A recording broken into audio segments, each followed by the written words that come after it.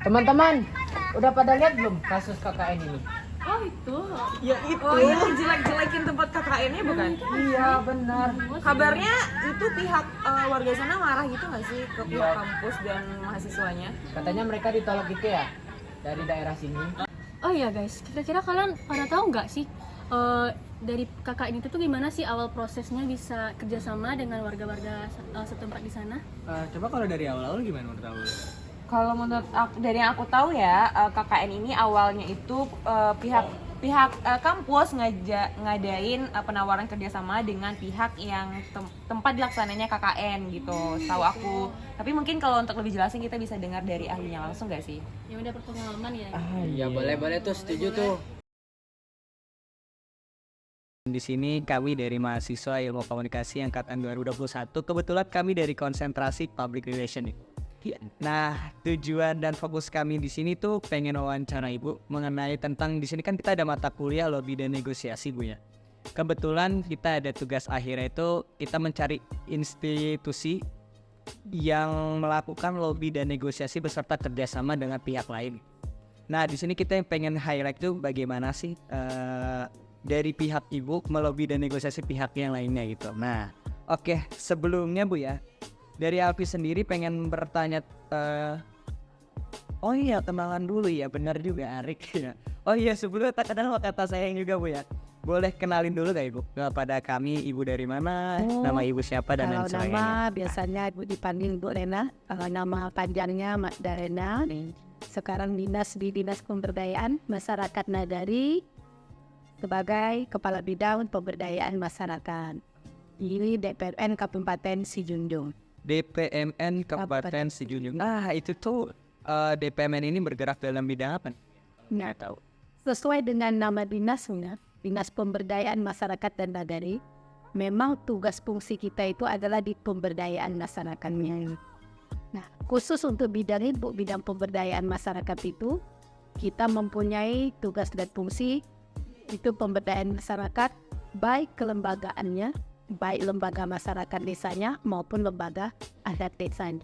Kita udah bahas tentang kedinasan, itu pasti ada program-program yang dijalankan. Ya. Nah kira-kira boleh tahu gak sih Bu program apa yang telah Ibu jalankan dan akan Ibu? Aku sempat ada satu hal yang Nah, kalau kayak di KKN itu, tentu yang pertama, kita mengadakan audiensi dulu, pihak kampus dengan pihak di Pemda. Sebenarnya kalau skop besarnya kan Pemda.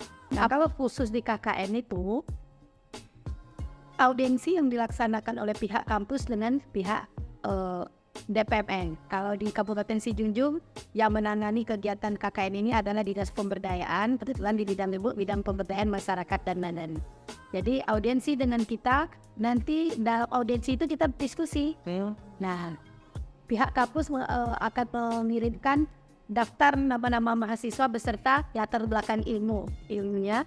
Nah, nanti kami dari pihak DPMN akan memberikan data bahwa dari 61 nagari ditambah 1 desa yang ada di Kabupaten Sijunjung itu, mereka masing-masing mempunyai kelebihan masing-masing.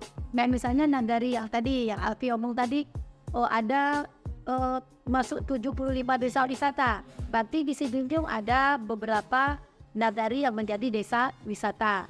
Ada nagari statistik, ada nagari kampung KB, ada nagari nagari layak anak. Jadi nanti pihak kampus itu akan kita beri data itu sehingga mahasiswa nanti di sana akan bisa melihat kemana poin yang mereka bisa masuk.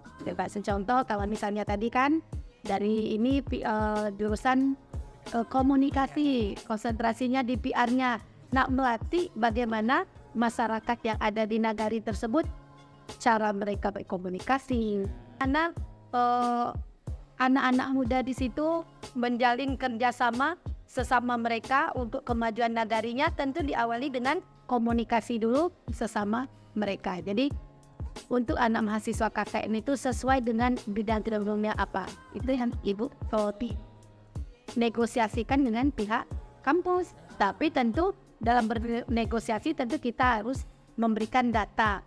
Sijunjung ini loh potensinya. Nah, kami mau pihak kampus nanti seperti ini mahasiswa ini. Jadi mahasiswa itu memang betul-betul menyusun prokernya, program kerjanya itu sesuai dengan kondisi di Nagari. Jadi tahapan-tahapannya seperti itu yang akan diinikan. Jadi kita kan dalam proses KKN itu kayak Nagari yang mau ditempati sama mahasiswa itu kan ibu yang menunjuk dinas. Ibu setelah dari pihak kampus mau KKN di sini, ibu tanya mau berapa jumlah mahasiswanya, kayak kemarin UNV kan 1050 itu. Jadi satu jam KKN reguler, satu Nagari itu 30 orang. Nah berarti kan ada 35 Nagari. Nanti ibu menyurati kecamatan. Jadi ini kan proses ini. Ibu menyurati dinas ke kecamatan. Ibu minta di sana kesediaan Nagari untuk menerima mahasiswa KKN ini. Jadi bukan langsung ini. Jadi mahasiswa itu memang di situ memang betul-betul Nagari itu memang mengharapkan kedatangan mahasiswa itu. Jadi Bu kirimkan surat ke kecamatan. Kalau kita di dinas itu kan jenjangnya kita di kecamatan. Nanti kecamatan yang membuat surat ke Nagari. Nah Ibu mohon itu kecamatannya membuat list daftar Nagari yang bersedia untuk menjadi lokasi KKN UNB tahun 2023. Nanti masing-masing Nagari itu mengajukan usulannya. Karena apa? Karena kan dari pihak kampus kan nanti kalau KKN itu kayak dia minta disediakan 2 rumah biasanya. Satu untuk rumah yang cewek, satu untuk rumah yang cowok. Dan biasanya untuk rumah kan pihak kampus minta mahasiswa nggak membayar. Tetapi air dan listrik tentu yang harus membayar. Itu kan salah satu proses ibu melobi juga ke Nagari itu. Itu makanya kami dinas tidak mau kami menentukan Nagarinya langsung kami menentukan. Kami minta memang ke bawah ke Nagarinya. Kalau Nagarinya tidak bersedia, pasti kita alihkan ke Nagari yang bersedia. Hambatan kata apa? Hambatan itu pasti ada. Kadang kita dinas maunya seperti ini misalnya kan. Nah pihak yang kedua misalnya nggak bisa Bu seperti ini. Nah itu tentu akan kita bicarakan karena kita di dalam kita bernegosiasi kan yang kita tuju itu adalah sama-sama menang kita, win-win solution mau kita ambil seperti itu. Proses awal itu memang betul-betul kita susun sesistematika mungkin. Jadi maksudnya komunikasi timbal balik itu kita jalin terus. Jadi sehingga mulai dari proses audensinya, kemudian proses penerimaan mahasiswanya, sampai nanti proses mahasiswanya kembali lagi dari Nagari itu ke kampusnya berjalan lancar. Cuman pada ada satu kendala.